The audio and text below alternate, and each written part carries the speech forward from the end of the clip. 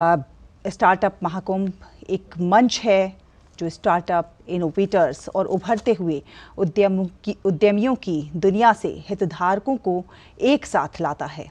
दुनिया में भारत की प्रगति पिछले कुछ वर्षों में स्टार्टअप्स का प्रदर्शन अभूतपूर्व रहा है।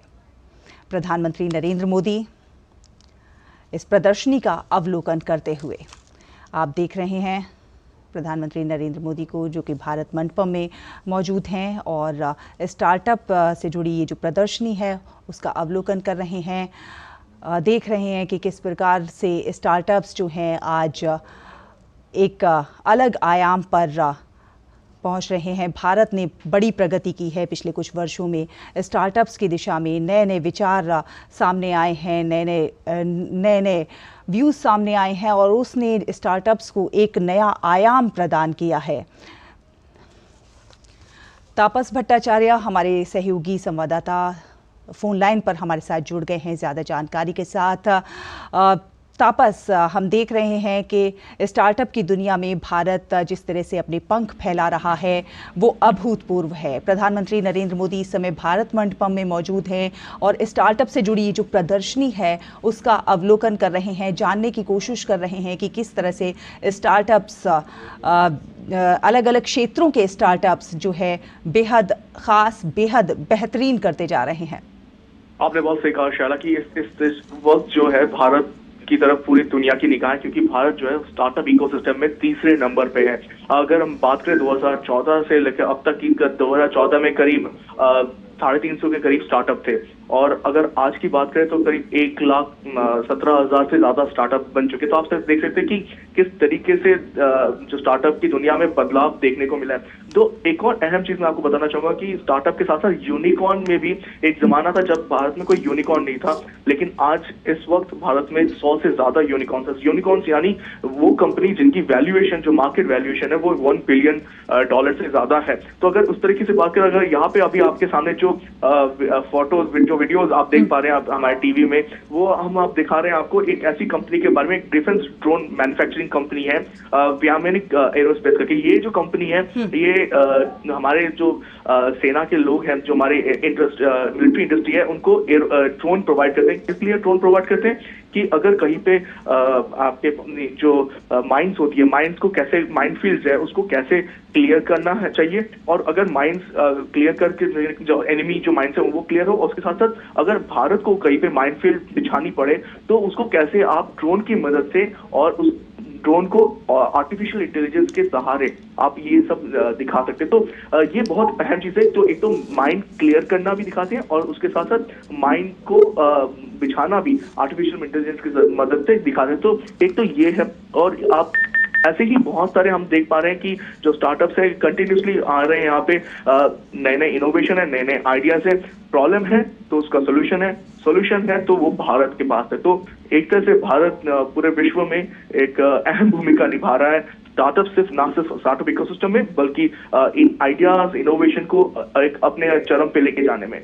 बिल्कुल, और इस दिशा में हम देख रहे हैं कि युवाओं के जो विचार हैं, युवाओं की जो सोच है, कौशल है, उसको भी कहीं ना कहीं मंच प्राप्त हो रहा है। उनके विचारों को एक तरह से मंच मिल रहा है और वो अपने विचारों को स्टार्टअप के जरिए जाहिर कर पा रहे हैं। जहां देश की प्रगति में अपना विशेष रोल निभा पा रहे हैं, तो वहीं भारत की जो युवा शक्ति है उसे भी दुनिया के पटल पर प्रदर्शित कर पा रहे हैं। इसमें कोई दो राय नहीं है शाला कि भारत इस वक्त दुनिया में ऐसे देशों में शुमार है जहाँ पे एक यंग वर्कफोर्स है, आइडिया है, उनके पास जज्बा है भारत को विकसित भारत तैयार करने में। 2047 तक 2047 पे डेवलप नेशन बनना है, तो ये जो युवा है उसको आगे बढ़ना पड़ेगा। और यही वजह है कि हम देख पा रहे हैं ये जो स्टार्टअप महाकुंभ है, यहाँ पे आप देख सकते हैं 2000 से ज्यादा स्टार्टअप, 1000 से ज्यादा इन्वेस्टर्स, 1,000 से 100 से ज्यादा यूनिकॉर्न्स, 300 से ज्यादा इंक्यूबेटर्स, 10 देशों के डेलीगेट्स यहाँ पे आए हैं, 50,000 से ज्यादा यहाँ पे बिजनेस विजिटर्स आ रहे हैं, 3,000 से ज्यादा फ्यूचर एंटरप्रेन्योर्स यहाँ पे आ रहे हैं। लोग कहीं ना कहीं भारी मात्रा में भारत की तरफ रुख कर रहे हैं। क्यों? क्योंकि भारत को विकसित भारत बनना है और विकसित भारत बनने में बहुत बड़ी भूमिका ये स्टार्टअप इकोसिस्टम तैयार करने वाला है। जैसे मैंने आपको एक एग्जांपल दिया कि किस तरीके से एक ड्रोन मैन्युफैक्चरिंग कंपनी, अभी आपके सामने जो विजुअल आ रहे हैं आप देख सकते हैं, प्रधानमंत्री एक किसी से बात करें कि वो जो टॉफी मेकिंग है, जो उसमें कैसे भारत अपने तरीके से टॉफी मेकिंग कर रहा है। किस तरीके से जो कैंडीज, पहले जब हम लोग टॉफीज या कैंडीज खाते थे उसका जो टेस्ट होता था वो विदेशों का टेस्ट होता था, लेकिन अब जब हम यहाँ पे आ रहे हैं, यहाँ पे जो स्टार्टअप्स है वो इस तरीके के जो हमारे पुराने जैगरी से या गुड़ के जो टॉफीज है या फिर जो हमारे खुद के जो खान पान में जो टेस्ट हम लोगों को पसंद है उस तरीके के टेस्ट का टॉफी लेके आ रहे हैं। तो ये आपको प्रॉब्लम सोचना है, उस प्रॉब्लम की सोच यहाँ पे स्टार्टअप लेके आ रहे हैं। एक दो स्टार्टअप से मैं मिला जो बहुत बड़ी मात्रा में डिफेंस टेक, एजुकेशन टेक और उसके साथ साथ जो मेडिटेक, ये मेडिटेक जो है यहाँ पे बहुत बड़ी भूमिका निभा रहे हैं। टीयर 2, टीयर 3 सिटीज में मेडिटेक की ये जो कंपनीज है अपना इनोवेशन लेके गए हैं, उनको बता रहे हैं किस तरीके से पहले ही डायग्नोज किया जा सकता है किसी की बीमारी को, और डायग्नोज करने के बाद जैसे अभी ये जो आप देख सकते हैं, जो महिला आपके स्क्रीन पे आ रही है, इन्होंने एक तरह से ये ईवी चार्जिंग का मशीन बनाया है। ईवी चार्जिंग मशीन हम लोग जानते हैं कि प्रधानमंत्री का नारा है 2070 तक नेट न्यूट्रल तैयार होने में। अगर नेट न्यूट्रल ईवी जो इलेक्ट्रिक व्हीकल मोबिलिटी है वो बहुत महत्वपूर्ण हो जाता है, और इसी वजह से ये जो ईवी चार्जिंग की जो अलग अलग जगह पे स्टेशन है वो उसमें अहम रोल अदा कर सकती है। तो इस तरीके से जैसे मैंने कहा ये जो स्टार्टअप्स है वो यहाँ पे आ रहे हैं। अभी एक स्टार्टअप ने एक वियरेबल बनाया, यानी कि एक तरीके का ऐसा चश्मा बनाया है जो अंधों के लिए कारगर है। कैसे? क्योंकि उस चश्मे में कैमरा भी लगा है और ऑडियो भी सेंसर है। तो वो चश्मा देख रहा है और वो ऑडियो से जो ब्लाइंड पर्सन है उसको बता रहा है कि आगे क्या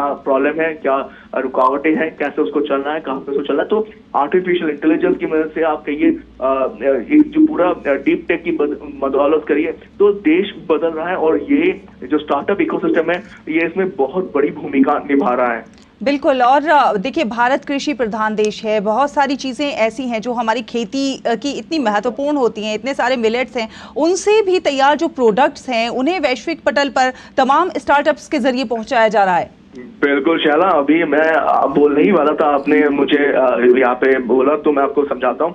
यहाँ पे एक ऐसा स्टार्टअप भी आया हुआ है जो हिमालय, हमारे यहाँ पे जो नॉर्थ वेस्टर्न पार्ट जो भारत का है वहाँ पे हिमालय की जो पूरी जो श्रृंखला है वहाँ पे ऐसे पौधे, ऐसे जो पौधे बनते हैं वो अब तो कहीं और मिलते नहीं है। उसकी बहुत ज्यादा जरूरत होती है। उनको कैंसर में जो दवाइयाँ उनमें यूज किया जा सकता है, उनको आर्थराइटिस की दवाइयों में यूज किया जाता है। तो ये जो दवाइयाँ उनमें इनको यूज किया जाता है वो अपने आप में दर्शाता है कि कितना महत्वपूर्ण है ये पूरी की पूरी पर्वत श्रृंखला। और यहाँ से ये जो स्टार्टअप है ये इन जो जड़ी बूटियों को लेके आते हैं, पूरे दुनिया में पहुंचाते हैं, वो बेस तैयार करके देते हैं, जहाँ पे जो बड़ी बड़ी कंपनियां जो दवाइयां बना रही है उन दवाइयों को जो लोगों की मदद करने में इस्तेमाल किया जा सकता है। एक और एग्रीटेक कंपनी की मैं बात करूं आपके, तो वो एग्रीटेक कंपनी बहुत काम कर रही है जो अलग तरीके की मशीन्स बनाने में। मशीन्स ऐसी तैयार की जाती है जो छोटी हो, कारगर हो और किसानों के पास आसानी से पहुंच जाए,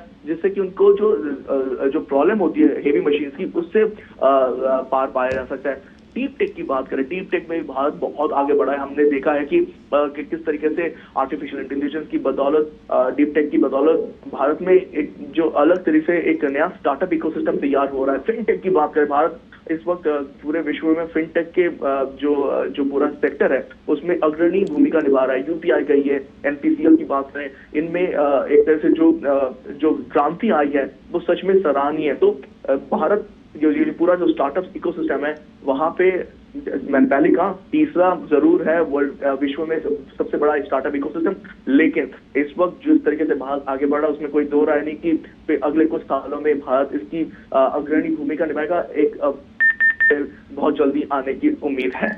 बिल्कुल।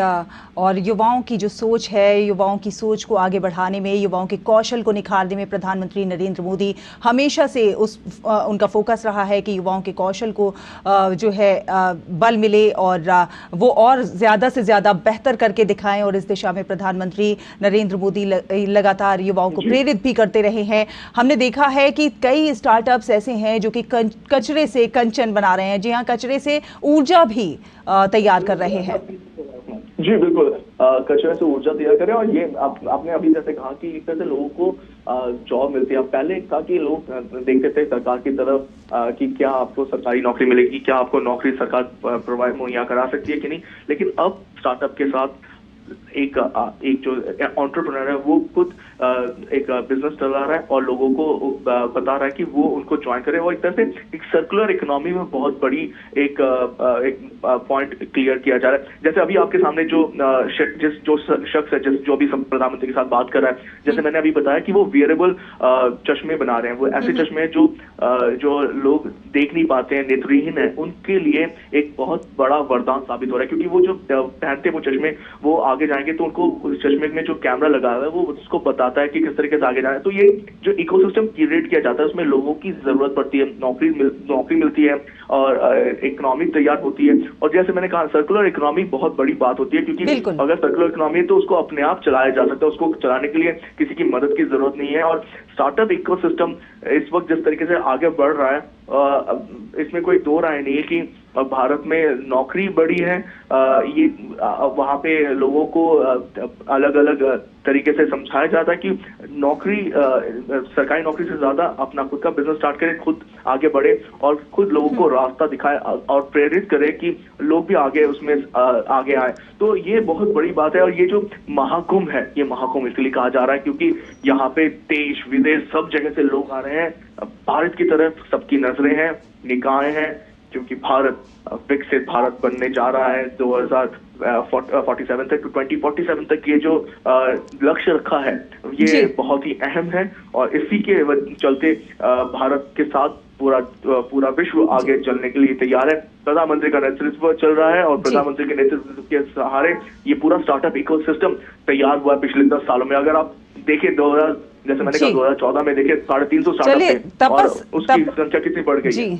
तपस, आप जुड़े रहिए हमारे साथ हमारे सहयोगी अजय मिश्रा भी जुड़ गए हैं ज्यादा जानकारी के साथ। अजय, देखिए एक सोच तो बदली है, अब सोच ये नहीं है कि हम नौकरी मांगने से ज्यादा नौकरी देने वाला बना जाए, उस दिशा में सोच गई है। और ये जो तमाम स्टार्टअप्स है ये इस बात के परिचायक है और तमाम स्टार्टअप्स बहुत ज्यादा बेहतरीन कर रहे हैं। देखिए चला, इंडस्ट्री 1.0, 2.0, 3.0 में भारत कहीं पीछे रह गया था क्योंकि किसी ने भी इस माइंडसेट पर ध्यान नहीं दिया था। लेकिन अब जब आप बात करते हैं इंडस्ट्री 4.0 की, तब ये जो भारत का स्टार्टअप इकोसिस्टम है अब नई चुनौतियों के लिए पूरी तरह से तैयार है। और आप आगे जाते हुए देखेंगे कि जो डीप टेक्नोलॉजी है, आर्टिफिशियल इंटेलिजेंस है, मशीन लर्निंग है, रोबोटिक्स है, ऐसे क्षेत्रों में आपको नए इनोवेशन आते हुए दिखेंगे। स्पष्ट तौर पर जो DPIIT सचिव हैं उन्होंने कहा है कि अब जल्दी ही Bharat startup deep tech policy लेकर के आ रहा है। तो डीप टेक्नोलॉजी में आपने देखा होगा प्रधानमंत्री जिस ड्रोन स्टार्टअप से मिल रहे थे वो डीप टेक टेक्नोलॉजी है। आप सोचिए कि डिफेंस में जो माइंस बिछाई जाती है उसको डिटेक्ट करने में ये ड्रोन सक्षम है। इस तरह की जो मशीन्स होती हैं, इस तरह की जो डीप टेक्नोलॉजी है, उसमें जो स्टार्टअप्स आ रहे हैं उनको प्रमोट करने का एक नया मंच तैयार किया जा रहा है। और जिस तरह से तपस बता रहे थे कि भारत के स्टार्टअप इकोसिस्टम को ग्लोबल ले जाने की तैयारी है, तो ये बहुत बड़ा मंच है और ये हर साल होगा। स्टार्टअप महाकुंभ का जो शुरुआत किया गया है, आज आखिरी दिन है, ये पहला पड़ाव है और ये हर साल और बड़ा होता जाएगा। और आप देखेंगे कि जो तीसरे नंबर से पहले नंबर पर जाने में भारत के स्टार्टअप इकोसिस्टम को ज्यादा देर नहीं लगेगी। प्रधानमंत्री नरेंद्र मोदी का एक खास फोकस रहा है स्टार्टअप्स पर, और यही वजह है अजय कि आज स्टार्टअप्स इस लेवल पर हैं। आज स्टार्टअप्स के क्षेत्र में देखा जाए तो भारत बहुत आगे है, अभूतपूर्व है ये जो इनिशिएटिव है। जब इस सब के पीछे प्रधानमंत्री नरेंद्र मोदी की जो सोच है, जो उनकी पहल है, वो बहुत ज़्यादा प्रासंगिक है। अब जब प्रधानमंत्री नरेंद्र मोदी बोलेंगे तो खास लोगों का ध्यान इस चीज़ पे होगा कि अब वो क्या कहते हैं और क्या नया मंत्र देते हैं। देखिए, हमेशा से प्रधानमंत्री मोदी ऐसे मंचों पर कुछ नई आइडिएशन लेकर के आते हैं और नए चैलेंजेस स्टार्टअप्स को देते हैं। आपको याद होगा इनोवेटर्स अवार्ड में भी उन्होंने नए नए चैलेंजेस दिए थे जो इनोवेटर्स और कंटेंट क्रिएटर्स थे। मुझे सौभाग्य मिला है 2016 में, जब 16 जनवरी को 2016 में स्टार्टअप इंडिया का लॉन्च हुआ था विज्ञान भवन में, उस वक्त जो एनर्जी थी और जो उनके थॉट प्रोसेस था स्टार्टअप इंडिया को लेकर के, किस तरह से वो एक के बाद एक टैक्स में 7 से 8 साल की छूट देना, उसके बाद पेटेंट्स में 80% तक की फीस में कमी करना, जो अटल टिंकरिंग लैब्स के जरिए छात्रों में 10,000 अटल टिंकरिंग लैब्स के जरिए शुरुआत से ही जो इनोवेशन है उसको बढ़ावा देना, इस तरह की जो सोच है वो पहले कभी नहीं दिखाई दी थी। इसलिए पिछले 8 सालों में जो हमने ये सफर देखा है स्टार्टअप इंडिया का, उसमें 1,23,000 से ज्यादा स्टार्टअप तैयार कर दिए हैं, 109 से ज्यादा यूनिकॉर्न्स तैयार किए हैं, कई सारे डेकाकॉर्न्स जो कि $10 बिलियन की कंपनी भारत से निकली और काम कर रही हैं। तो बहुत सारे चैलेंजेस का सामना जरूर करना पड़ा कोविड और जो फंडिंग विंटर्स में, क्योंकि फंडिंग बाहर से आती थी। $140 बिलियन का फंडिंग आ चुका है स्टार्टअप इकोसिस्टम में। 2023 थोड़ा सा ठीक नहीं रहा, केवल $7 बिलियन का इन्वेस्टमेंट आया। उससे पहले $25 बिलियन 2022 में आ चुका था, लेकिन अब ये माना जा रहा है कि 2024 में वापस इन्वेस्टर्स आएंगे और कहाँ देखेंगे वो, जहां पर ज्यादा अपॉर्चुनिटीज हैं। तो भारत के डीप टेक, भारत के सॉफ्टवेयर जो टैलेंट है उसकी पूरी दुनिया में इस वक्त डंका बज रहा है, और इसीलिए कह सकते हैं कि अगला जो फंडिंग का राउंड है वो भारत के इन्वेस्टर्स की तरफ आएगा, भारत की स्टार्टअप इकोसिस्टम की तरफ आएगा। और एक नई छलांग लगाने के लिए मैं बार बार कह रहा हूँ कि जिस तरह से आपने 2016 में विज्ञान भवन में जो ऊर्जा देखी, मुझे लगता है उससे 100 गुनी ऊर्जा थोड़ी देर बाद में प्रधानमंत्री जब भारत मंडपम में होंगे तो पूरे देश और दुनिया को दिखाई देगी, पूरी दुनिया की निगाहें। ये भी कहा जा रहा है अजय कि स्टार्टअप महाकुंभ जो है ये भारत का सबसे बड़ा और अपनी तरह का पहला स्टार्टअप इवेंट है जिसमें इतनी रिकॉर्ड भागीदारी दर्ज की गई है। ये बिल्कुल सही कहा आपने। 50,000 से ज्यादा डेलीगेशंस जो सीरियस डेलीगेशन है वो विजिट कर चुका है। 1,000 से ज्यादा स्टार्टअप 23 राज्यों से आज आए हैं। जैसा कि मैं सुबह बता रहा था कि अंडमान से लेकर के अलग अलग राज्यों के जो प्रतिनिधि हैं यहाँ पर भाग ले रहे हैं। एक भी ऐसा जिला नहीं है, 650 जिले हैं देश में, जहां पर एक कम से कम एक स्टार्टअप काम न कर रहा। और स्टार्टअप इकोसिस्टम को दूसरी ईज ऑफ लिविंग के साथ जोड़ना, ईज ऑफ डूइंग बिजनेस के साथ जोड़ना, और उसके साथ जो डीप टेक्नोलॉजी है, जो फ्यूचर की टेक्नोलॉजी है, उसके साथ तैयार करना। आपको याद होगा कि इंटरिम बजट में 1 लाख करोड़ रुपए के R&D का नया फंड लॉन्च किया गया है। आपको याद होगा 2016 में जब स्टार्टअप इंडिया का लॉन्च किया गया तो 10,000 रुपए का फंड लॉन्च किया गया था सिडबी के लिए, जो कि केवल स्टार्टअप इकोसिस्टम के लिए था। उसी की बदौलत आप देखिए अल्टरनेट इन्वेस्टमेंट फंड ने 56,000 करोड़ रुपए का इन्वेस्टमेंट किया है स्टार्टअप इकोसिस्टम में, और उसका जो रिटर्न है 300% है, यानी 3 गुना है। और ये जो सिलसिला है वो लगातार और भी ज्यादा बेहतर होने की उम्मीद है। और यही अब से थोड़ी देर में प्रधानमंत्री यहाँ पर पहुंचने वाले हैं और सभी को इंतजार है। तालियों के गड़गड़ाहट से उनका स्वागत होना शुरू हो गया है, और हम कोशिश करेंगे कि यहाँ से पल पल की खबरें यहाँ तक पहुँचाएं। बिल्कुल। और अजय, हम जो तस्वीरें अपने टीवी स्क्रीन पर अपने दर्शकों को दिखा रहे हैं, प्रधानमंत्री भारत मंडपम में प्रदर्शनी का अवलोकन करते हुए, बहुत सारे ऐसे स्टार्टअप्स हैं जो बहुत अलग हैं, बहुत नए हैं और बहुत ख़ास हैं। जिस तरह से एक चश्मे की बात की गई जो कि दिव्यांगों के लिए है, और इसी प्रकार के कई ऐसे स्टार्टअप्स हैं जो यहाँ पर प्रदर्शित किए गए हैं। यही देखिए, ये जो आइडिएशन होता है ना, आप एक प्रॉब्लम स्टेटमेंट को आइडेंटिफाई करते हैं, उसके बाद टेक्नोलॉजी के जरिए उसको सॉल्व करने का प्रयास करते हैं। तो जैसे एक महिला आपने देखा दूसरे या तीसरे स्टॉल पे जो एक महिला थी, उन्होंने एक ऐसी मशीन का विकास किया है जो गाँव में गर्भवती महिलाएं होती हैं, वो खुद ही अपने बच्चे के विकास को, अपने बच्चे के अपनी नाड़ी के विकास को जब गर्भावस्था के दौरान खुद ही वो डिटेक्ट कर सकती हैं और अपनी रिपोर्ट ऑनलाइन अपने डॉक्टर को भेज सकती हैं। तो ऐसी जगह पर जहाँ पर गांव में सुविधाएं नहीं है, डॉक्टर्स पहुंच नहीं सकते हैं, वहाँ पर जो ANM और आशा वर्कर्स हैं वो इन छोटी छोटी मशीन्स को ले जा करके जो गर्भवती महिलाएं हैं, जहाँ पर मैटरनिटी रेट बहुत ज्यादा है, जो माताओं की जो मौत हो जाती है गर्भावस्था के दौरान, ऐसी समस्याओं को सॉल्व करने के लिए ये स्टार्टअप्स आ रहे हैं। उसके बाद आपने देखो पराली एक बहुत बड़ी समस्या है दिल्ली NCR के ऊपर में। पराली से कैसे आप पैकेजिंग मटेरियल बनाए, उसको लेकर के एक स्टार्टअप ने यहाँ पर फरीदाबाद में एक बड़े कॉम्प्लेक्स की शुरुआत की है। पराली की समस्या इतनी बड़ी है, प्रदूषण की समस्या इतनी बड़ी है कि आप उसको सॉल्व करने के लिए अगर आप लो कॉस्ट स्टार्टअप इकोसिस्टम तैयार नहीं करेंगे तो फिर बड़ा मुश्किल हो जाता है। तो इसी तरह से जो क्लाइमेट पर असर डालें, जो ईज ऑफ लिविंग को बढ़ावा दें, जो इंडस्ट्री 4.0 में लोगों के जीवन को आसान बनाए, जो काम करने के तरीके को आसान बने, जो ज्यादा एम्प्लॉयमेंट जनरेट करें, जो ज्यादा वेस्टेज को रोकें, जो ज्यादा क्लाइमेट फ्रेंडली हो, इस तरह के जो टेक्नोलॉजीज हैं उनका जो फोकस है स्पष्ट तौर पर आने वाले जो नेक्स्ट फेज ऑफ स्टार्टअप जो क्रांति है उसमें लगता है कि ये जो नए आइडियाज हैं और टायर 2 टायर 3 सिटीज से जो छोटे छोटे बच्चे हैं, अटल टिंकरिंग लैब्स के जरिए जो अपने क्लास रूम्स में ही जब वो रोबोटिक्स का इस्तेमाल करते हुए अलग अलग सोल्यूशन का काम करेंगे तो वो काफी बड़े समाधान देते हुए आपको आगे नजर आएगा। बिल्कुल, नए आइडियाज, नए विजन्स को एक नया मंच प्रदान करने का जो प्रयास प्रधानमंत्री नरेंद्र मोदी का है, जो सोच है भारत को विकसित भारत बनाने की, उस दिशा में लगातार जो प्रयास है उसी का एक बानगी प्रस्तुत करता है स्टार्टअप इंडिया। और तमाम ऐसे स्टार्टअप हैं जो ना केवल देश को आगे बढ़ाने के लिए प्रयासरत है बल्कि पर्यावरण संरक्षण की दिशा में भी कारगर प्रयास कर रहे हैं। साथ ही साथ जो इससे कहीं ना कहीं अगर देखा जाए तो आर्थिक जो तंत्र है उसको भी मजबूती मिलेगी। बिल्कुल सही बात है। विकसित भारत को बनाने के लिए स्टार्टअप इकोसिस्टम की बहुत बड़ी भूमिका है। जिस तरह से हमने कहा कि पिछले 8 सालों में 140 अरब डॉलर का इन्वेस्टमेंट हुआ है, ये इन्वेस्टमेंट कई गुना बढ़ सकता है। सिडबी जो छोटे और मध्यम उद्यमों को सपोर्ट करता है, जिसमें स्टार्टअप इकोसिस्टम बहुत ही इम्पोर्टेंट है। आप देखिए, अलग अलग स्टेट गवर्नमेंट्स ने अपने स्टार्टअप पॉलिसीज बनाई हैं। बहुत सारे स्टेट गवर्नमेंट से आगे बढ़ करके आ रही हैं, जो कि सिडबी जैसे फंड को खुद भी सपोर्ट कर रही हैं। मिसाल के तौर पर आसाम, उत्तर प्रदेश, मेघालय, ऐसी हरियाणा फॉर दैट मैटर, वो सब ये स्टेट गवर्नमेंट्स भी आगे आ रही हैं और अपना फंड दे रही हैं सिडबी को कि आप फंड को सपोर्ट कीजिए और जो हमारे राज्य में स्टार्टअप इकोसिस्टम है उसको सपोर्ट कीजिए। तो स्पष्ट तौर पर देखिए, आर्टिफिशियल इंटेलिजेंस एक बहुत बड़ा हथियार साबित होने जा रहा है। और अमिताभ कांत ने तो पहले भी नहीं कहा था कि पहले कंपनीज को आर्टिफिशियल इंटेलिजेंस पे फोकस करना होगा, और उसके बाद जो ऑडिट एंड फाइनेंस और कॉर्पोरेट गवर्नेंस की जो समस्याएं हैं, तो आपने देखा कि बहुत सारे बड़े स्टार्टअप्स गिरते हुए भी दिखाई दिए, जहाँ पे कॉर्पोरेट गवर्नेंस की दिक्कत है।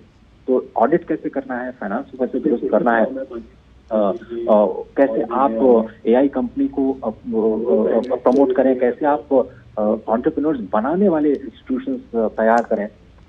ये एक once in a lifetime opportunity है स्टार्टअप इकोसिस्टम के लिए, और कोई भी स्टार्टअप इस मौके को गंवाना नहीं चाहता, क्योंकि इतना पॉजिटिविटी स्टार्टअप इकोसिस्टम को लेकर के देश में पहले कभी नहीं देखी गई थी, चाहे सेंट्रल गवर्नमेंट के तौर पर हो या जिसमें कि टैक्सेशन को लेकर के आपको काफी छूट दी जाती है, चाहे वो स्टेट गवर्नमेंट के लेवल पे हो, जहां पर कई सारी पॉलिसीज के जरिए स्टार्टअप इकोसिस्टम को प्रमोट किया जाता है। फाइनेंशियल इंस्टीट्यूशंस के जरिए किस तरह से उनको सस्ते लोन, आसान शर्तों को लोन दिया जाता है, बिना किसी कोलेटरल लोन दिया जाता है।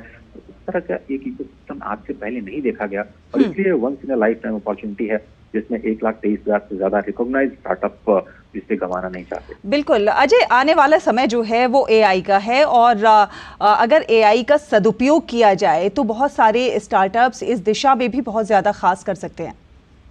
ये न केवल एआई, इस बार के स्टार्टअप महाकुंभ में 10 बड़े सेक्टर्स हैं शैला, जिसमें कि आर्टिफिशियल इंटेलिजेंस और सॉफ्टवेयर एज ए सर्विस एक बड़ा समूह है, जिस पर फोकस है। डीप टेक्नोलॉजी, जैसा मैंने कहा कि बहुत बड़ा फोकस है डीप टेक्नोलॉजी, जिसमें कि बहुत सारे लोग सोच नहीं पाते जाने के लिए, जिसमें बहुत ही कॉम्प्लेक्स टेक्नोलॉजीज और इंजीनियरिंग स्किल की जरूरत होती है। और प्रधानमंत्री इस वक्त भारत मंडप में पहुंच चुके हैं और रूबरू हो रहे हैं, और मुझे लगता है कि ये 10 बड़े फोकस सेक्टर्स हैं। और आप आवाज सुन रहे होंगे मेरे पीछे किस तरह से जो आज की युवा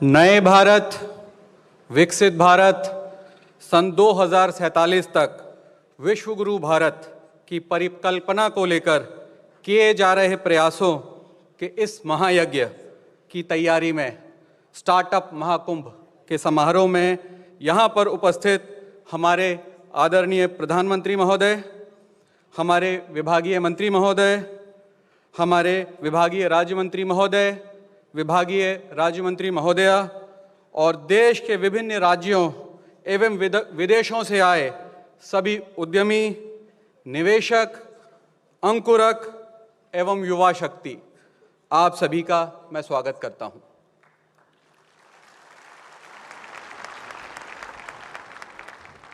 स्टार्टअप महाकुंभ भारत सरकार द्वारा किए जा रहे प्रयासों और नवोन्मेषी परिकल्पनाओं की एक कड़ी है।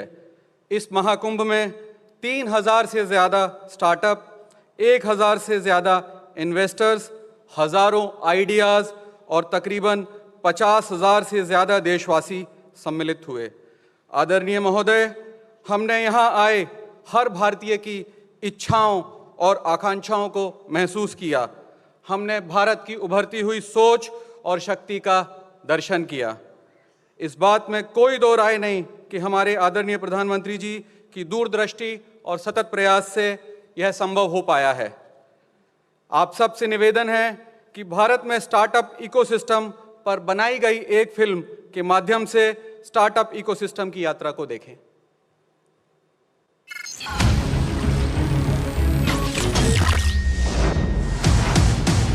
मैं स्टार्टअप हूं। नई ऊर्जा और नए उत्साह के साथ बदलते भारत की मैं बढ़ती ताकत हूं। वो भारत जो अनंत संभावनाओं और नवाचार की भूमि है। आज भले ही मेरा नाम सभी जानते हैं, पर एक दशक पहले मुझे कोई नहीं पहचानता था।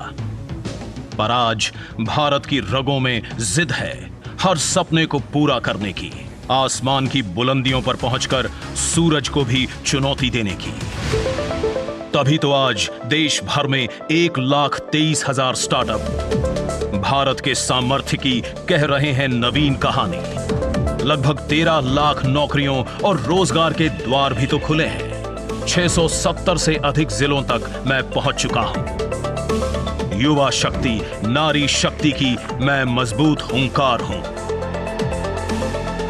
भारत के टियर 2 और टियर 3 शहरों में भी मैं आसमान छूने की जिद लिए नई ऊर्जा के साथ धड़क रहा हूं। स्टार्टअप इंडिया की यात्रा बहुत ही प्रेरणादायक रही है। वर्ष 2016 में स्टार्टअप इंडिया लॉन्च हुआ और स्टार्टअप इकोसिस्टम को बूस्ट करने के लिए फंड ऑफ फंड्स योजना शुरू हुई और फिर साल दर साल इससे नई उपलब्धियां जुड़ती गईं।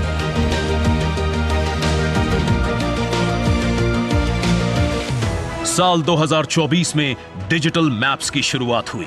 अभी हाल ही में भारत स्टार्टअप इकोसिस्टम रजिस्ट्री यानी भास्कर की शुरुआत हो चुकी है, जिसके माध्यम से स्टार्टअप इकोसिस्टम में विविध प्रकार के स्टेक होल्डर्स को एक साथ लाया जाएगा। स्टार्टअप की जोश, उमंग और कुछ कर गुजरने के मजबूत संकल्प से भरी ये यात्रा अब बनी है साक्षी 3 दिनों के स्टार्टअप महाकुंभ की, जिसमें शामिल हुए हैं 2000 plus startup, 100 plus unicorn, 10 plus thematic pavilions, 1000 plus investors, 300 plus incubators and accelerators, 3,000 plus conference delegates, 10 plus country delegations और 50,000 plus business visitors।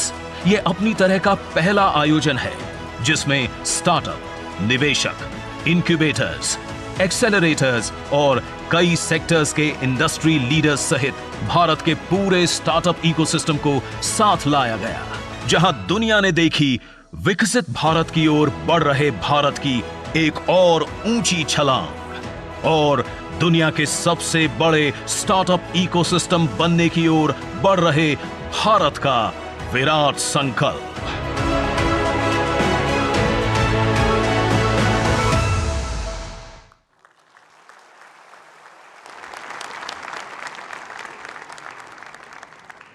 अब मैं स्वागत भाषण के लिए विभागीय मंत्री जी को आमंत्रित करना चाहूंगा। सर।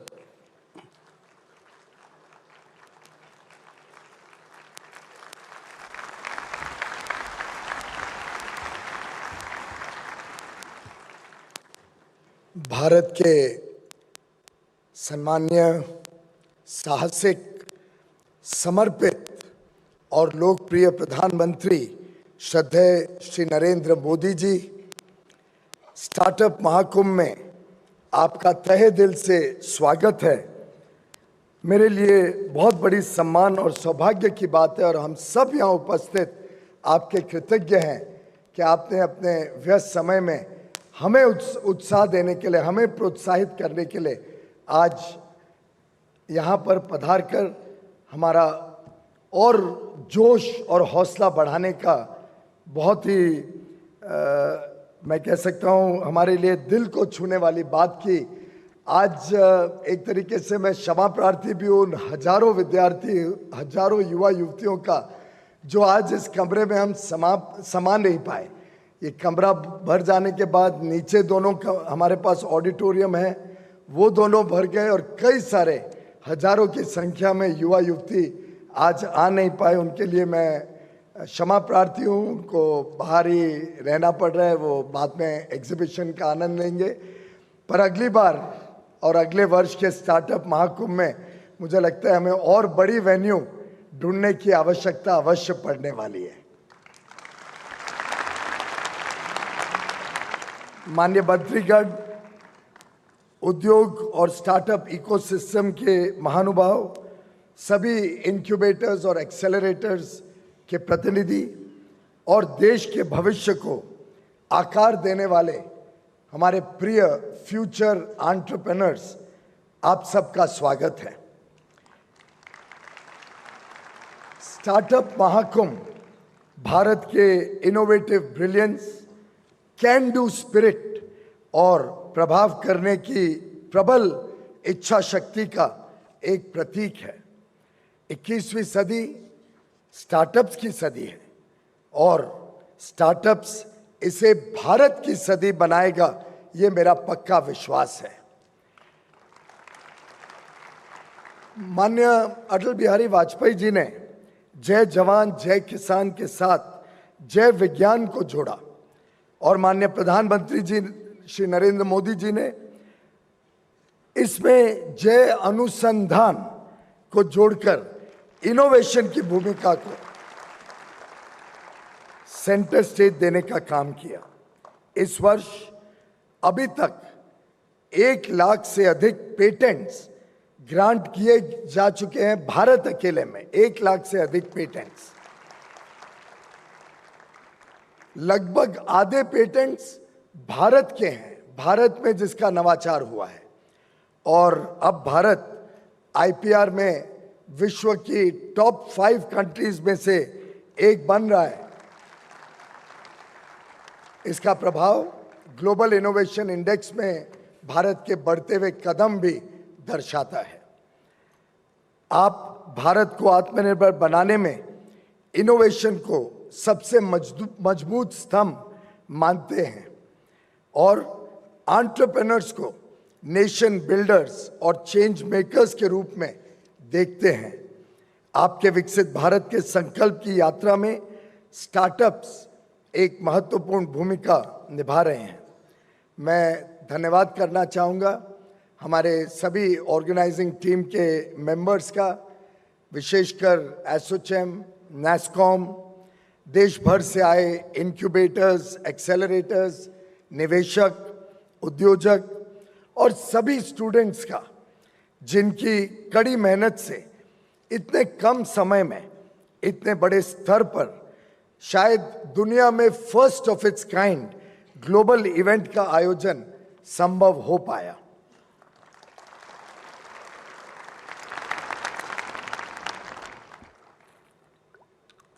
माननीय प्रधानमंत्री जी, यह एक ऐतिहासिक इवेंट है।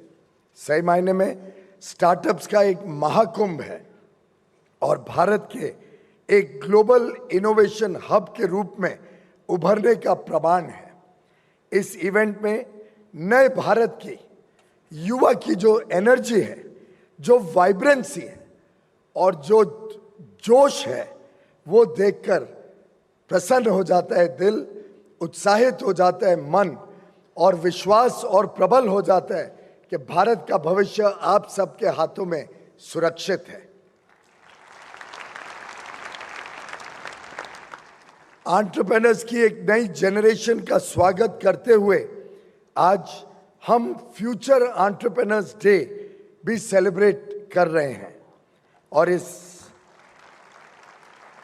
खुशी के मौके पर संजोग से आज इंटरनेशनल डे ऑफ हैप्पीनेस भी है और आपके आने से माननीय प्रधानमंत्री जी, मैं समझता हूं यहां उपस्थित युवा शक्ति की खुशी में और 4 चांद लग गए हैं। चाहे हमारा स्टार्टअप चेन्नई में एक मछुआरे का बेटा हो या कश्मीर में एक नाविक की बेटी हो, यह उन सभी विद्यार्थियों को समर्पित है जो कल के फ्यूचर एंटरप्रेन्योर्स हैं और अपनी बड़ी सोच से देश के विकास के भागीदार बनना चाहते हैं। ये स्टार्टअप महाकुंभ उन सब के लिए समर्पित है। स्टार्टअप्स के माध्यम से अनगिनत युवा युवतियों ने अपने सपनों को सच बनाया और ट्रेडिशनल इंडस्ट्रीज को डिसरप्ट करते हुए रूल्स ऑफ द गेम को रीडिफाइन करने का काम किया है। आप सबके परिश्रम से आज 1,20,000 से अधिक स्टार्टअप्स के साथ भारत विश्व का तीसरा सबसे बड़ा स्टार्टअप इकोसिस्टम बन गया है। खेती से लेकर खेल तक, शिक्षा से लेकर सैन्य जगत में, ऑटोमोबाइल से लेकर अंतरिक्ष में, विज्ञान से लेकर वाणिज्य में, डीप टेक हो, मेडटेक हो, एग्रीटेक हो, फिनटेक हो या आर्टिफिशियल इंटेलिजेंस, हर एक क्षेत्र में भारतीय स्टार्टअप्स अब विश्व में अपना योगदान दे रहे हैं, अपना परचम फैला रहे हैं। माननीय प्रधानमंत्री जी, आपके विजन की दिशा में आज हर राज्य और यूनियन टेरिटरी में स्टार्टअप्स मौजूद हैं। यहाँ भी देश के कोने कोने से स्टार्टअप्स और फ्यूचर एंटरप्रेन्योर्स बड़ी संख्या में नई दिल्ली के भारत मंडपम में आए हैं। इस कार्यक्रम से सभी उत्साहित हैं कि लोकल टैलेंट को अब ग्लोबल टैलेंट बनाकर भारत में बेहतर और अफोर्डेबल इनोवेटिव सॉल्यूशंस का निर्माण करके हम वर्ल्ड लीडर बनना चाहते हैं। माननीय प्रधानमंत्री जी, मैं आपके महत्वपूर्ण समय के लिए पुनः एक बार आपका कोटि कोटि आभार प्रकट करता हूं। मैं आपसे अनुरोध करता हूं कि आप भारत के भविष्य, भारतीय इनोवेटर्स और भावी एंटरप्रेन्योर्स को अपने विचारों से प्रेरित करें। बहुत बहुत धन्यवाद।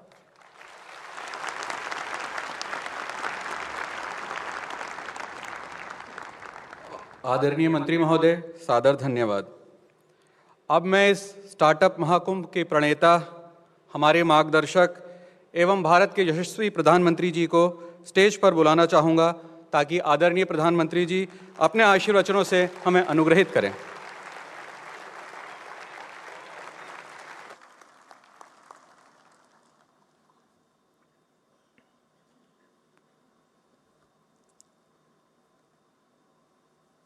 मंत्रिमंडल के मेरे सहयोगी श्रीमान पीयूष गोयल जी, अनुप्रिया पटेल जी,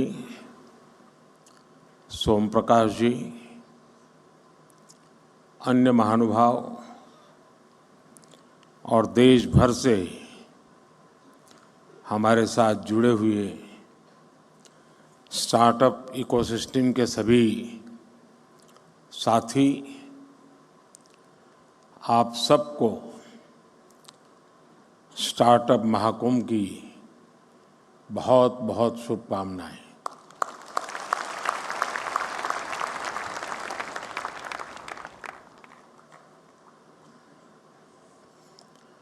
स्टार्टअप लॉन्च तो बहुत लोग करते हैं,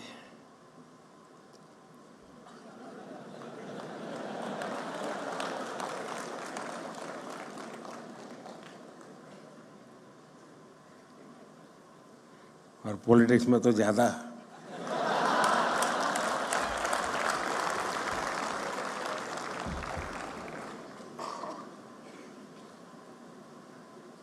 और बार बार लॉन्च करना पड़ता है।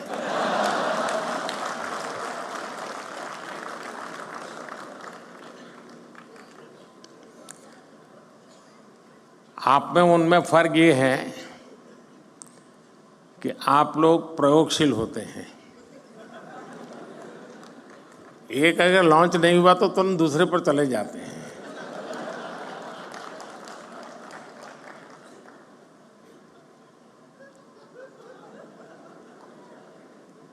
क्यों भाई, पीछे देर हो गई।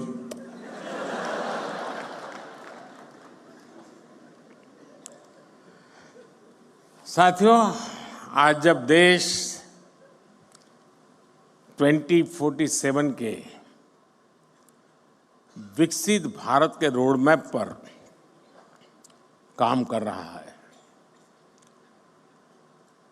ऐसे समय मुझे लगता है कि ये स्टार्टअप महाकुंभ का बहुत महत्व है। बीते दशकों में हमने देखा है कि भारत ने कैसे आईटी और सॉफ्टवेयर सेक्टर में अपनी छाप छोड़ी है। अब हम भारत में इनोवेशन और स्टार्टअप कल्चर का ट्रेंड लगातार बढ़ता हुआ देख रहे हैं और इसलिए स्टार्टअप की दुनिया के आप सभी साथियों का इस महाकुंभ में होना बहुत मायने रखता है। और मैं बैठे बैठे सोच रहा था कि स्टार्टअप वाले सफल कैसे होते हैं, क्यों होते हैं, वो कौन सी उनके अंदर एक जीनियस एलिमेंट है जिसके कारण ये सफल हो जाते हैं। तो मुझे एक विचार आया, आप लोग तय करना मैं सही हूं कि गलत हूं। जो आपकी टीम है जिसने इसको ऑर्गेनाइज किया है, क्योंकि आमतौर पर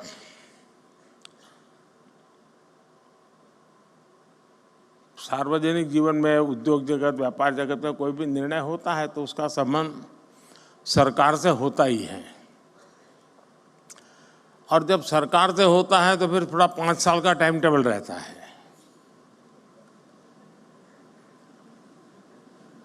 धीरे धीरे पहुंच रही, इधर से शुरू हुई है।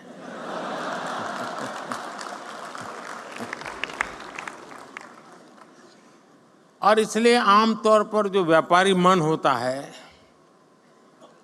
वो सोचता है यार अब चुनाव का वर्ष है, अभी रहने दो, एक बार चुनाव हो जाए, नई सरकार बनेगी तब देखेंगे। ऐसा ही होता है ना। लेकिन आप लोग, इलेक्शन डिक्लेयर हो चुका है, उसके बावजूद भी इतना बड़ा कार्यक्रम कर रहे हैं।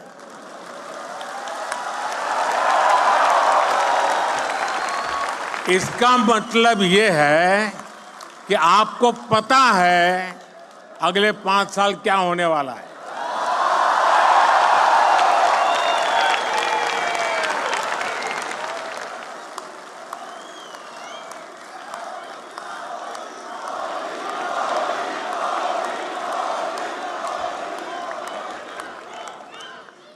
और मैं समझता हूं आपके अंदर ये जो जीनियस चीज पड़ी है ना, वही स्टार्टअप को सफल बनाती होगी।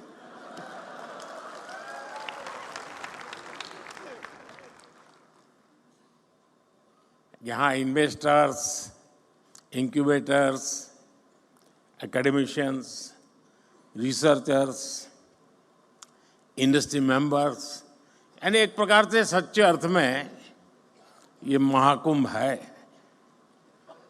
यहाँ यंग एंटरप्रेन्योर्स भी हैं और फ्यूचर एंटरप्रेन्योर्स भी हैं। और जैसे आप में जीनियस टैलेंट है, मेरे में भी ये है, और इसमें मैं पहचान सकता हूँ, इसमें फ्यूचर एंटरप्रेन्योर मुझे दिखते हैं, मैं देख सकता हूँ।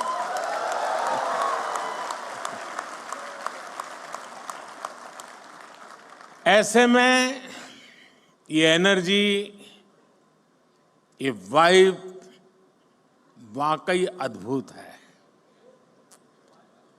जब मैं पोर्ट्स और एग्जीबिशन स्टॉल से गुजर रहा था तो ये वाइब में फील कर रहा था, और दूर कुछ लोग लगे थे, नारे भी लगा रहे थे,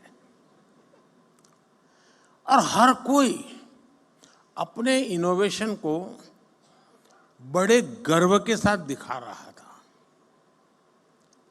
और यहां आकर किसी भी भारतीय को लगेगा कि आज के स्टार्टअप को नहीं, बल्कि कल के यूनिकॉर्न और डेकाकॉन को देख रहे हैं।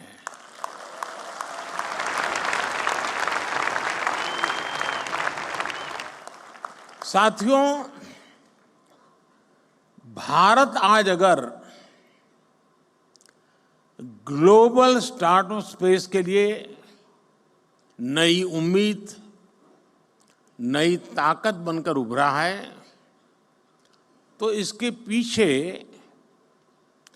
एक सोचा समझा विजन रहा है। भारत ने सही समय पर सही निर्णय लिए, सही समय पर स्टार्टअप्स को लेकर काम शुरू किया। अब ये समिट तो आप लोगों ने बहुत बड़ी मात्रा में ऑर्गेनाइज की है, लेकिन जब ये शब्द भी का स्टार्टअप नहीं हुआ था,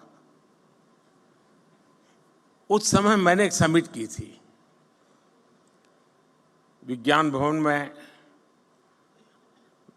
बड़ी मुश्किल से आधा सभागृह भरा था, पीछे भी जैसे सरकार करती है जगह हमने भर दी थी। ये अंदर की बात है, बाहर मत बताना।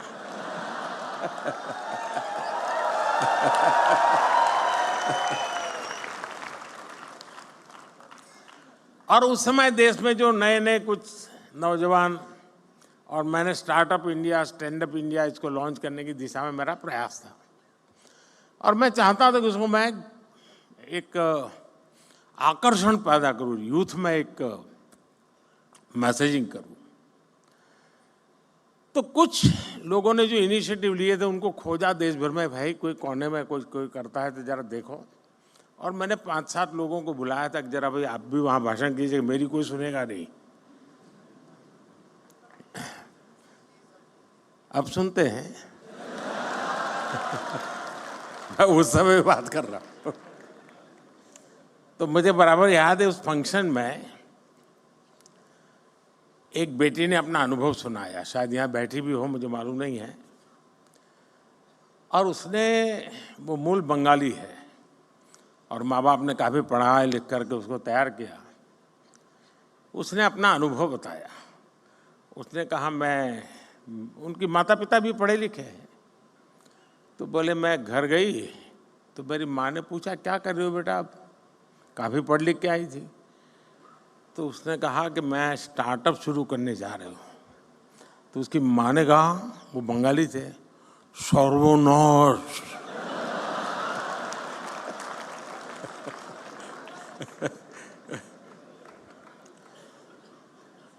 बोले सर्वनाश यानी स्टार्टअप यानी सर्वनाश।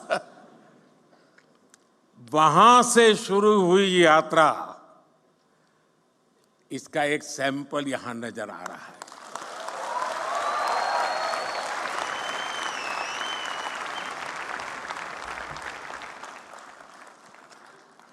देश ने स्टार्टअप इंडिया अभियान के तहत इनोवेटिव आइडियाज को एक प्लेटफॉर्म दिया,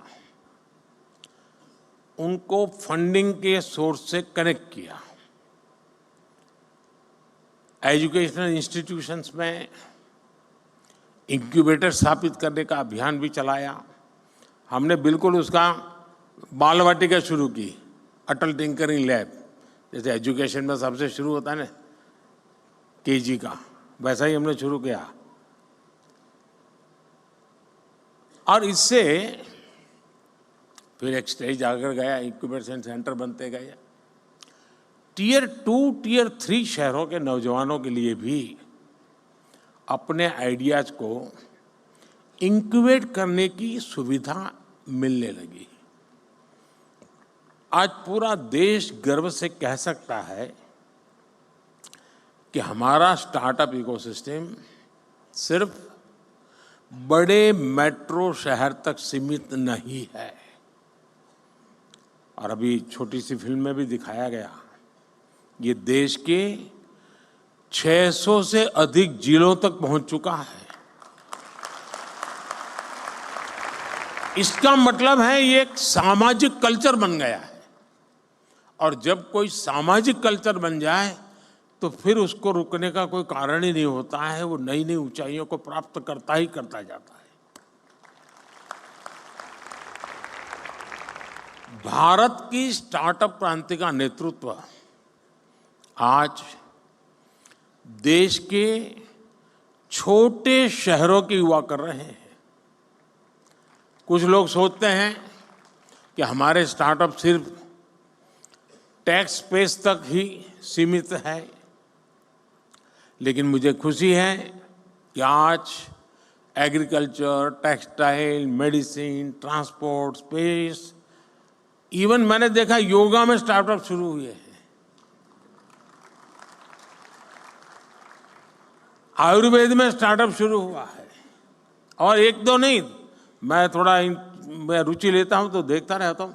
300, 400 की संख्या में है, और हर एक में एक से बढ़कर एक न कुछ नया है जी। कभी तो मुझे भी सोचना पड़ता है कि मैं योगा कर रहा हूं वो ठीक है कि स्टार्टअप वाला कह रहा है वो योगा ठीक है।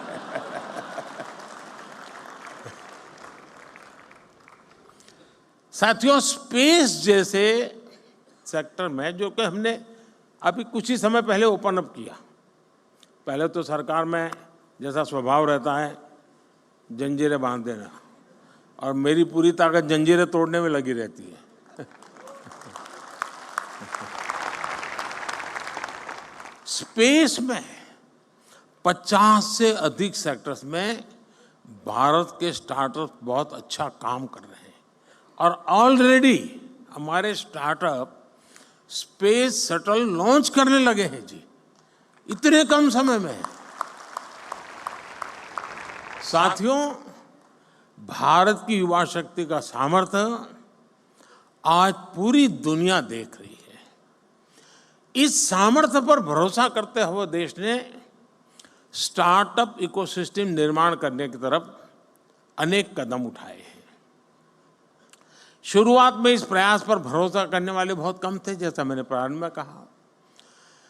हमारे यहाँ पढ़ाई का मतलब नौकरी, और नौकरी का मतलब सिर्फ सरकारी नौकरी, यही सब था। मैं बड़ौदा में रहता था पहले, और वहाँ महाराष्ट्रियन परिवारों से हमारा नाता जरा ज़्यादा था, तो गायकवाड़ी स्टेट है।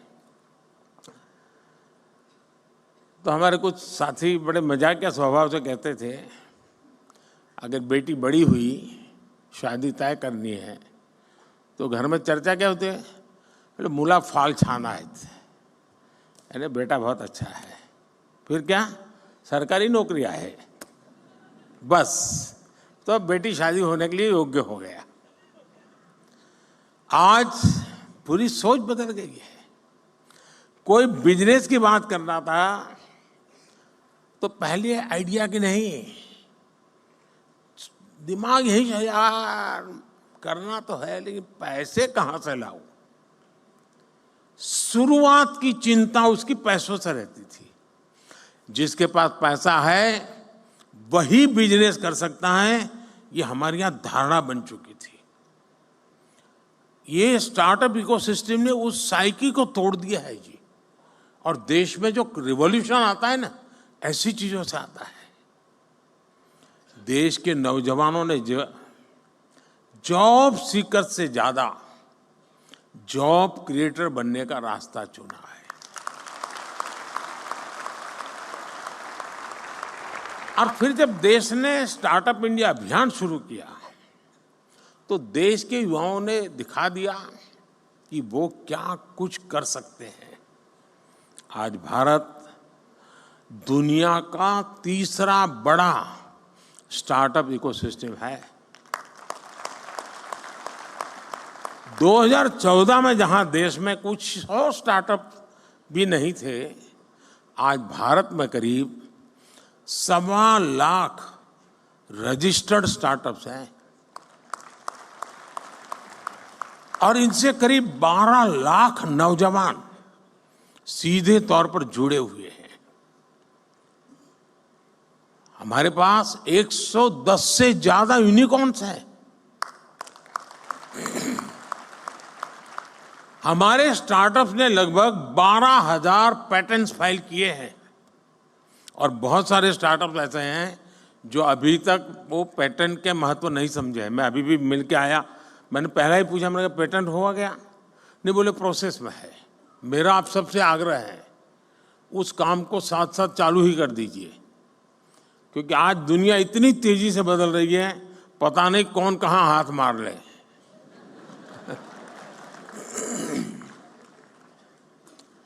और देश ने कैसे इनकी हैंड होल्डिंग की है, उसका एक और उदाहरण है जेम पोर्टल। यहां पर उसकी व्यवस्था है, आप देख सकते हैं।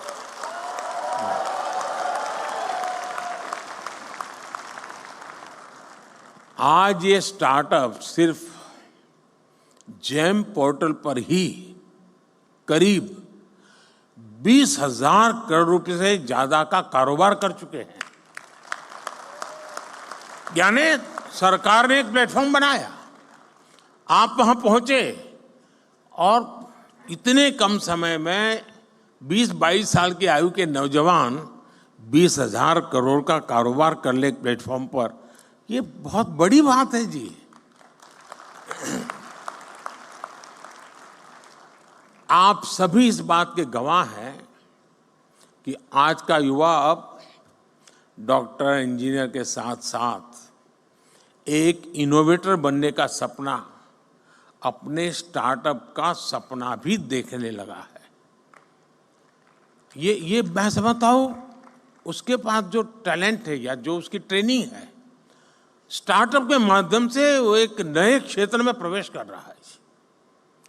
आज मैं देखता हूं कि कैसे युवा अपने स्टार्टअप के दम पर अलग अलग सेक्टर्स में छाए हुए हैं। और मुझे तो पक्का विश्वास है कि 2019 का जब चुनाव आएगा ना, उस समय कम से कम 1,000 स्टार्टअप ऐसे होंगे जिसकी सेवाएं पॉलिटिकल पार्टियां लेती होगी। वो ऐसे ऐसे चीजें लेकर के आएंगे और उसको भी लगेगा हाँ यार, इस तरीके से पहुंच रहा अच्छा है, ये सरल रास्ता है। यानी कहने का मेरा तात्पर्य है कि हर क्षेत्र में, चाहे वो सेवा का क्षेत्र हो, कम्युनिकेशन का क्षेत्र हो, नौजवान नए आइडियाज लेकर के आते हैं, कम से कम रिक्वायरमेंट के साथ वो परफॉर्म करने लग जाते हैं। और मैं मानता हूं इसी ने इसकी ताकत बहुत बढ़ाई है। कोई, मैंने देखा आज जो ट्रेडिशनल खान पान की चीजें हैं उसमें बिजनेस में आगे बढ़ रहा है। कोई मेडिकल के इक्विपमेंट इस प्रकार से बना रहे हैं कि भाई आपको आसानी से आप अपना देख सकते हैं। यानी कोई सोशल मीडिया के ग्लोबल जायंट्स से मुकाबला करने की तैयारी कर रहा है। यही सपने हैं, यही स्पिरिट है, यही शक्ति है। इसीलिए लोग कहते हैं मैं इसे नष्ट करूंगा।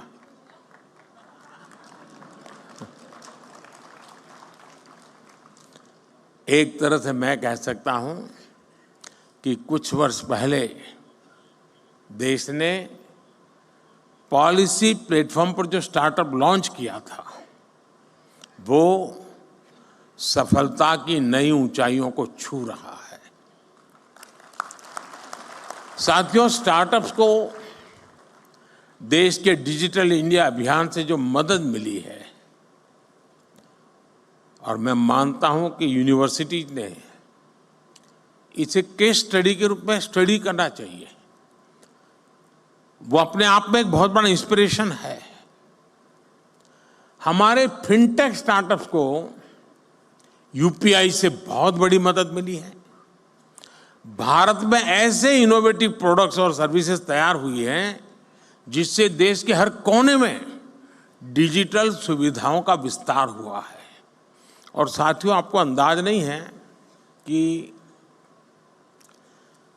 हम जहां हैं, हम रोजमर्रा की जिंदगी है तो हमें पता नहीं चलता है, लेकिन मैं G20 समिट के समय देखता था, हमने यहाँ एक बूथ लगाया था जहाँ पर अभी आपके एग्जीबिशन लगा है, वहाँ G20 समिट में, और वहाँ यूपीआई कैसे काम करता है हम 1-1 हज़ार रुपया देते थे ताकि उनको ट्रायल रन करने के लिए काम आए। हर एक एम्बेसी अपने टॉप मोस्ट लीडर को वहाँ ले जाने का आग्रह रखती हुई जरा वहाँ देखिए एक बार।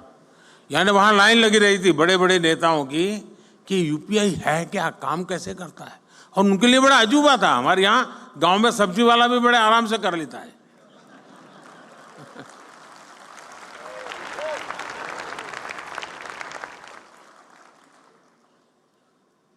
साथियों, इससे फाइनेंशियल इंक्लूजन को बल मिला है। रूरल और अर्बन डिवाइड को देश कम कर पाया है। और दुनिया में शुरू में इसकी चिंता थी। जब डिजिटल प्रोग्रेस होने लगा तो हैव्स एंड हैव नॉट्स वाली थियरी इसके साथ जुड़ गई थी। सोशल डिवाइड की बात हो रही थी। भारत ने टेक्नोलॉजी को डेमोक्रेटाइज कर दिया है और इसलिए हैव्स एंड हैव नॉट्स वाली थियरी मेरे यहाँ चल नहीं सकती है। मेरे यहाँ सबके लिए सब कुछ है। आज एग्रीकल्चर हो, एजुकेशन हो, हेल्थ हो, इनमें स्टार्टअप के लिए नई संभावनाएं बन रही है। मुझे इस बात की भी खुशी है कि हमारे 45% से ज्यादा स्टार्टअप्स 45% से ज्यादा स्टार्टअप्स इसका नेतृत्व महिलाएं कर रही है, नारी शक्ति कर रही है।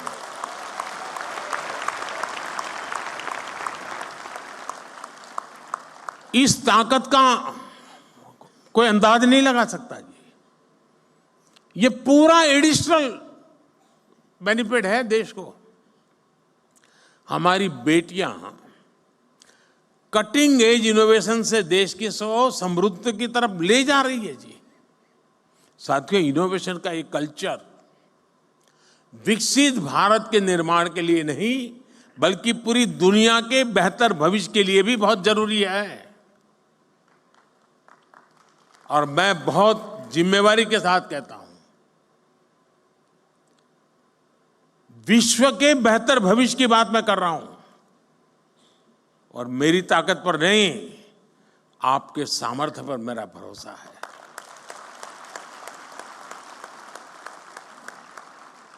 भारत ने अपना ये विजन अपनी G20 प्रेसिडेंसी के दौरान स्पष्ट किया है।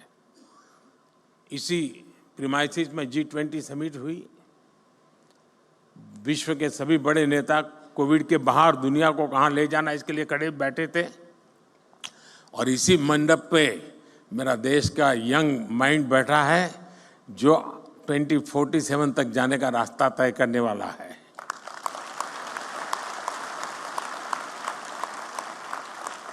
भारत ने स्टार्टअप 20 के तहत दुनिया भर के स्टार्टअप इकोसिस्टम को एक साथ लाने का प्रयास किया है। इसी भारत मंडप में G20 के दिल्ली डिक्लेरेशन में पहली बार स्टार्टअप्स को न सिर्फ इंक्लूड किया गया बल्कि उन्हें नेचुरल इंजन ऑफ ग्रोथ भी माना गया। मैं जरूर कहूंगा कि आप G20 का ये डॉक्यूमेंट जरूर देखें आप, यानी किस लेवल पर हम चीज को ले गए हैं। अब हम AI टेक्नोलॉजी से जुड़े एक नए युग में है और आज दुनिया इस बात को मान के चलती है कि AI मतलब इंडिया का अपर हैंड रहने वाला है जी। ये दुनिया मान के चल रही है। अब हमारा काम है मौका नहीं छोड़ना है। और मैं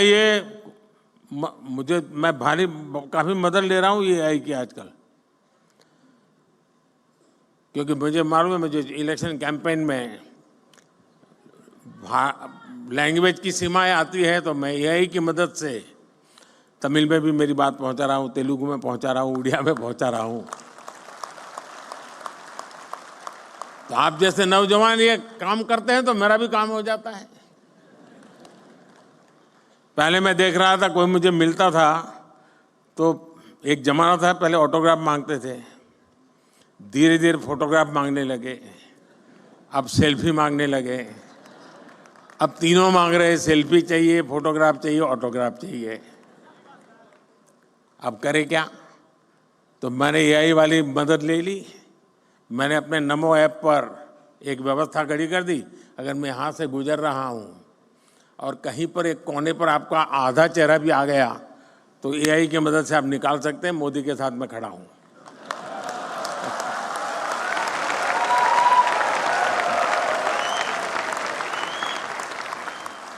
आप लोग नमो ऐप पर जाएंगे तो फोटो बूथ है, वहां से आपको फोटो मिल जाएगी आपकी।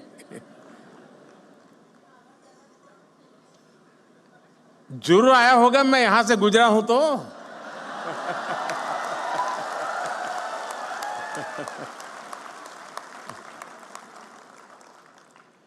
साथियों, इसलिए भारत के यंग इनोवेटर्स के लिए और ग्लोबल इन्वेस्टर्स के लिए एआई एक ऐसा क्षेत्र अनगिनत नए अवसर लेकर के आया है। National quantum mission, India AI mission और सेमीकंडक्टर मिशन, ये सारे अभियान भारत के युवाओं के लिए संभावनाओं के नए द्वार खोलेंगे। अभी कुछ महीने पहले मुझे अमेरिका की संसद को संबोधित करने के लिए उन्होंने बुलाया था, तो मैंने वहां एआई की चर्चा की। तो मैंने कहा अब एआई दुनिया का भविष्य तय करने के लिए सामर्थ्यवान बनता जा रहा है। तो जितनी वहां समझ थी उतने हिसाब से तालियां बजी।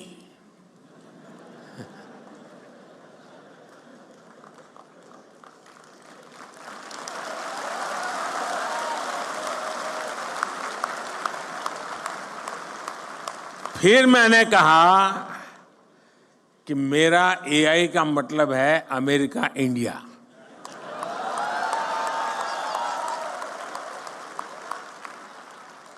तो पूरा सभागृह खड़ा हो गया।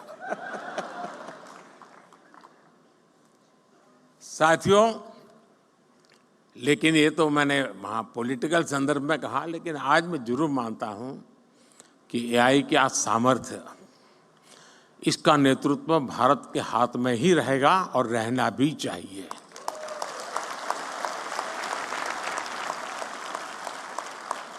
Indian solutions for global applications की भावना, मुझे पक्का विश्वास है, बहुत बड़ी मदद करेगी। भारत के युवा इनोवेटर जिन प्रॉब्लम्स का सॉल्यूशन ढूंढेंगे, वो दुनिया के अनेक देशों की मदद करेगा।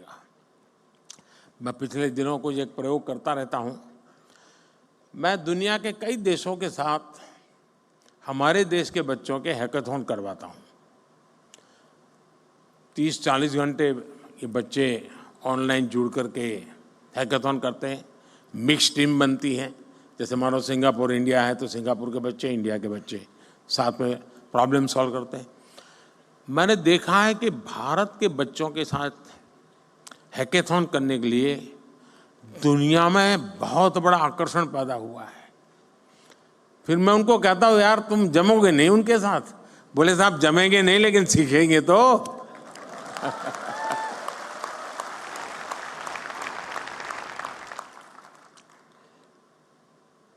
दोस्तों, भारत में जो इनोवेशन ट्राइड और टेस्टेड होगा, वो दुनिया की हर ज्योग्राफी और डेमोग्राफी में सक्सेसफुल होगा, क्योंकि हमारे यहां सब नमूने हैं। यहाँ रेगिस्तान भी मिलेगा, यहाँ बाढ़ वाला इलाके भी मिलेगा, यहाँ पर मीडियम पानी वाला भी है, यानी हर प्रकार की चीज आपको एक ही जगह पर सब मौजूद है जी। और इसलिए यहाँ जो सक्सेस हुआ वो दुनिया में कहीं पर भी सक्सेस हो सकता है।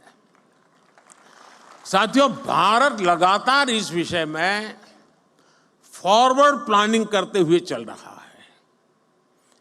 देश ने हजारों करोड़ रुपयों के नेशनल रिसर्च फाउंडेशन बनाने का निर्णय लिया है। थोड़े समय पहले इसका निर्णय आपने देखा होगा। और इंटरिम जो बजट हमने रखा था, हमारे देश में कुछ चीज़ों की चर्चा करने के लिए लोगों को फुर्सत नहीं है, क्योंकि फालतू चीज़ों में उनका टाइम बहुत जाता है। इस इंटरिम बजट में, क्योंकि पूरा बजट तो अभी जब मैं दोबारा आऊँगा तब आएगा,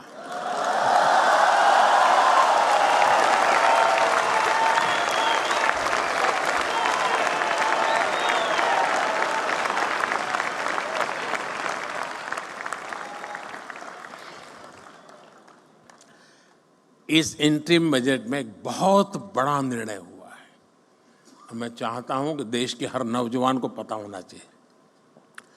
रिसर्च और इनोवेशन के लिए 1,00,000 करोड़ रुपए के फंड की घोषणा की गई है। इससे सनराइज टेक्नोलॉजी एरिया में लंबे समय तक चलने वाले रिसर्च प्रोजेक्ट में मदद मिलेगी। भारत ने डिजिटल डेटा प्रोटेक्शन के लिए बेहतरीन कानून भी बनाया है। स्टार्टअप्स को प्रोत्साहित करने के लिए जो भी कदम जरूरी हैं वो सारे उठाए जा रहे हैं। अब देश फंडिंग का एक बेहतर मैकेनिज्म बनाने का भी प्रयास कर रहा है। साथियों, आज जो स्टार्टअप सफल हो रहे हैं उन पर एक बड़ी जिम्मेदारी भी है।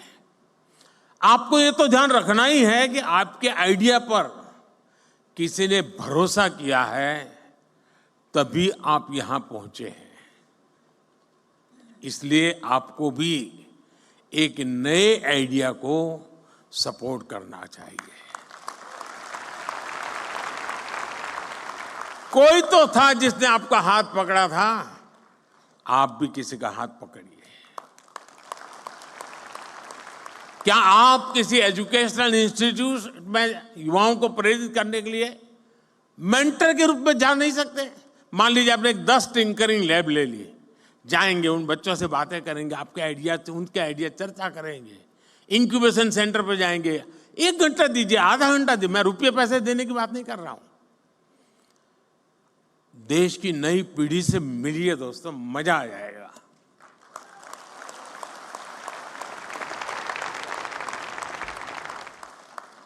आप कॉलेजों में, यूनिवर्सिटीज में स्टूडेंट से मिल करके उन्हें गाइड कर सकते हैं, क्योंकि आपके पास कहने को एक सक्सेस स्टोरी है, उसको सुनने के लिए युवा मन तैयार है। आपने खुद को साबित किया है, अब आपको दूसरे नौजवानों को दिशा दिखानी है। देश हर कदम आपके साथ है। मैं यहां 2 और भी बात कहना चाहता हूं। ये जो मैं सरकार में काम करता हूं, थोड़ा अंदर की बात बताता हूं, मीडिया में नहीं जानी चाहिए।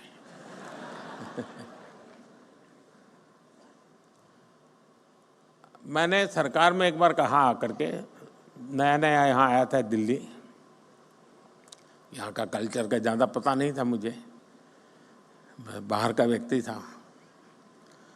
मैंने सरकार से कहा, मैंने कहा ऐसा करो भाई, तुम्हारे यहाँ ऐसे प्रॉब्लम डिपार्टमेंट में जो लंबे समय से अटके पड़े हैं, लटके पड़े हैं, तुम लोग कोशिश कर रहे हो लेकिन सॉल्यूशन नहीं आ रहा है, ऐसे आइडेंटिफाई करो और मैं देश के नौजवानों को ये प्रॉब्लम दूंगा, उनको कहूँगा हैकेथॉन करो और इसका मुझे सॉल्यूशन दो। तो खैर हमारे बाबू लोग तो बहुत बहुत पढ़े लिखे लोग रहते हैं, तो साहब उसको कोई ज़रूरत नहीं, हमारा 20-20 साल का अनुभव है। अरे मैंने कहा यार भाई क्या जाता है। शुरू में मुझे बहुत रेजिस्टेंस था, क्योंकि कोई मानने को तैयार नहीं था कि हमारे यहाँ कुछ अटका हुआ है, हमारे यहाँ कुछ लटका हुआ है, हमारे यहाँ रुका हुआ, कोई कहे हमारे सब नहीं साहब सब बहुत बढ़िया चल रहा है। अरे मैंने कहा भाई बढ़िया चल रहा है तो भी तो दो, वैल्यू एडिशन होगा। अच्छा नहीं होगा तो वो देखेगा कि क्या बढ़िया है, जाने दो ना बाहर। खैर बड़ी मुश्किल से सब डिपार्टमेंट ने मुझे, मैं बहुत पीछे पड़ गया तो निकाल करके दिया कि साहब ये एक समस्या है, ये तो टोटल लगाया तो करीब 400 निकली। अब वो तो शायद मुझे लगता है 0.1% भी नहीं बताया होगा। मैंने देश के नौजवानों का हैकाथन किया और उनको ये समस्याएं दे दी। मैंने कहा इसका सॉल्यूशन लेके आओ। आप हैरान हो जाएंगे जी, इतने बढ़िया सॉल्यूशन दिए उन्होंने, वे आउट दिए उन्होंने, और करीब 70-80% आइडियाज उन बच्चों के सरकार ने अडॉप्ट कर लिए। फिर स्थिति ये बनी कि हमारे डिपार्टमेंट मुझे पूछने लगे, साहब इस साल हैकाथन कब होगा? क्योंकि उनको लगा कि भाई ये सॉल्यूशन तो यहीं पर मिलेगा। यानी कहने का तात्पर्य है कि इनके पास जब मिलते हैं बच्चे, बैठते हैं, बहुत चीजें निकाल के लाते हैं। और ये 18, 20, 22 साल के नौजवान हैं जी। मैं कहूँगा ये जो हमारे बिजनेस के जो CII है, FICCI है, ASSOCHAM है, मैं उनको कहता हूँ कि वो अपनी अपनी इंडस्ट्री के प्रॉब्लम आइडेंटिफाई करें। प्रॉब्लम आइडेंटिफाई करके वे ये स्टार्टअप वालों का हैकाथन करें और उनको प्रॉब्लम दे। मैं पक्का मानता हूं ये बहुत बढ़िया सॉल्यूशन ला करके देंगे आपको। उसी प्रकार से मैं MSMEs के लोगों को कहूंगा कि आप अपने प्रॉब्लम्स निकालिए। टेक्निकल हर्डल्स होंगे, समय बहुत ज़्यादा होगा, स्मूथनेस नहीं होगी मैन्युफैक्चरिंग में, डिफेक्टिव प्रोडक्शन होता होगा, बहुत सी चीज़ें होंगी। आप देश के स्टूडेंट्स के पास जाइए, उनका हैकाथन आप ऑर्गेनाइज, MSMEs के लोग खुद, और सरकार को कहीं मत में रखिए। हम ये 2 एरिया में अगर मेहनत शुरू करें तो देश की यंग टैलेंट हमें बहुत सारी समस्याओं का समाधान देंगे और हमारी यंग टैलेंट को इसमें से आइडिया मिलेगा कि हाँ ये भी क्षेत्र है जहां मैं काम कर सकता हूं। हमें इस स्थिति में जाना चाहिए और मैं मानता हूं कि स्टार्टअप महाकुंभ में से कुछ एक्शनेबल पॉइंट निकलने चाहिए। उन एक्शनेबल पॉइंट्स को लेकर के हम आगे चले। और मैं आपको वादा करता हूं, अब ये 1.5-2 महीने में जरा और काम में व्यस्त हूं, लेकिन इसके बाद मैं आपके लिए अवेलेबल हूं।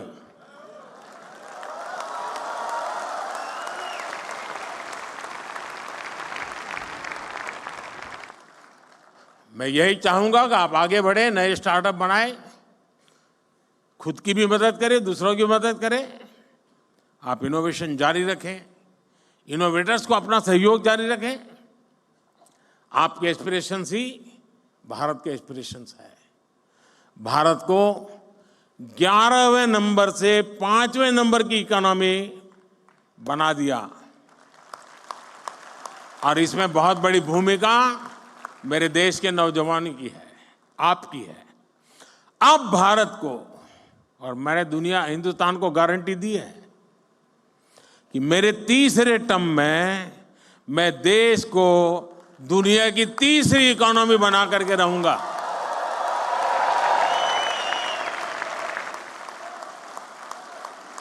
और ये जंप जो है उसमें स्टार्टअप की बहुत बड़ी भूमिका होगी, मैं देख सकता हूं जी। साथियों, मुझे अच्छा लगा आप सबसे गप्पे गोष्ठी करने का। आप सब नौजवानों से आपका उत्साह, उमंग मेरे में भी एक नई ऊर्जा भर देता है। बहुत बहुत शुभकामनाएं, बहुत बहुत धन्यवाद।